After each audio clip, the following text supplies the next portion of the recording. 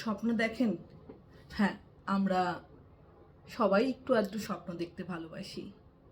সেটা কি জেগে দেখেন না ঘুমিয়ে দেখেন? আমরা যে সময় ঘুমোই, সাথে সাথেই কি ঘুম এসে যায় আমাদের? না। আমাদের স্বপ্নের ভেতরে আমরা কোন টাইমটায় স্বপ্ন দেখি ঘুমের ভেতরে, সেটা কি জানেন? প্রথম যে হাফ অ্যান আওয়ার আমরা শোয়ার পর স্পেন্ড করি ঘুমানোর জন্য, সেই টাইমটাকে বলা হয় র্যাপিড আই মুভমেন্ট। ওই টাইমটায় কিন্তু আমরা তন্দ্রা আচ্ছন্ন থাকি এবং ওই টাইমটাতেই আমরা কিন্তু স্বপ্নটা দেখি। আর স্বপ্নটা কি দেখি? স্বপ্নটা যেটা আমরা অ্যাচিভ করতে পারিনি বা অ্যাচিভ করতে চাই। আমরা স্বপ্ন দেখি এবং স্বপ্নের মধ্যে দিয়ে আমার যেটা আমি রিয়েল লাইফে অ্যাচিভ করতে পারছি না, সেটাকে আমি অ্যাচিভ করার চেষ্টা করি। এবং ঘুমোই তাহলে আমরা কতক্ষণ? আমার যদি ঘুমানোর আওয়ার 8 আওয়ার্স হয়, একটা নর্মাল অ্যাডাল্ট মানুষ 8 আওয়ার্স ঘুমোয়, 7 to 8 আওয়ার্স।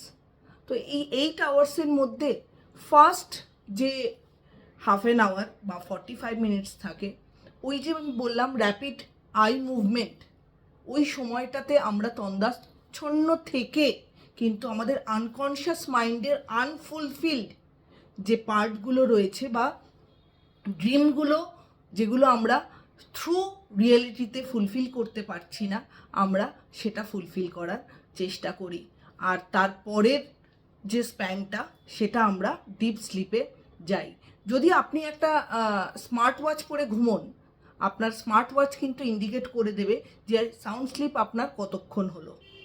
দেখবেন 3 থেকে 4 ঘন্টা আপনার সাউন্ড স্লিপ হয়েছে, বাকি আপনি কিন্তু শুনছেন, বুঝছেন বা একটা তন্দ্রা আপনার কাজ করছে। সেক্ষেত্রে কিন্তু সেই পার্টটাতে কিন্তু আমরা ড্রিম বা আমাদের যে আনকনশিয়াস মাইন্ডে যেগুলো আমরা রিয়েলিটি লাইফে ফুলফিল করতে পারছি না যে জিনিসগুলো, সেগুলো আমরা থ্রু ড্রিম কিন্তু ফুলফিল করি। আর এই থট প্রসেসটা কিন্তু আপনার আমার না, সবার ভেতরে আসে। অনেক সময় ডে ড্রিমেও আমরা করি, আমরা জেগে জেগে স্বপ্ন দেখি, সেটাও কিন্তু আমাদের আনকনশিয়াস মাইন্ডে বা অবচেতন মনের যে পার্টটা আমরা রিয়েল লাইফে ফুলফিল করতে পারি না, সেটা আমরা থ্রু ড্রিম ফুলফিল করার চেষ্টা করি। তো আমাদের সাকসেস বা আমাদের ড্রিম কি হবে, সেটা আপনি কি ভাবছেন বা আপনার আনফুলফিল যে জিনিসগুলো রয়েছে, সেগুলোর থ্রু আমরা এভাবেই আমাদের মেন্টাল স্যাটিসফ্যাকশানটাকে অ্যাচিভ করি যে যাক, রিয়েলিটিতে না পেলাম, স্বপ্নে তো এই জিনিসটা আমি করে নিয়েছি। এই থিঙ্কিংটা কিন্তু আমাদের একটা পজিটিভ ভাইবস দেয়। সকালবেলা উঠে বেশ ভালো লাগে যে আমি স্বপ্নের ভেতর থেকে এই পজিটিভ জিনিসটা অ্যাচিভ করতে পেরেছি, যেটা আমি রিয়েল লাইফে পারছি না।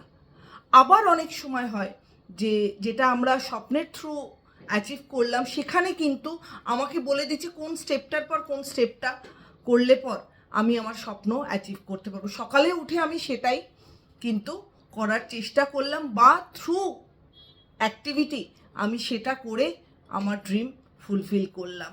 এবার ড্রিমটা কি দেখছেন, রিয়েলিস্টিক ড্রিম দেখছেন না আনরিয়েলিস্টিক ড্রিম দেখছেন, সেটা পুরোটাই আপনার উপর ডিপেন্ড করছে। তো ভিডিওটা কেমন লাগলো অবশ্যই আমাকে জানাবেন, আর ভালো লাগলে আমার চ্যানেলটা একটা লাইক অ্যান্ড সাবস্ক্রাইব করে দেবেন। সবাই ভালো থাকবেন, সুস্থ থাকবেন, নমস্কার।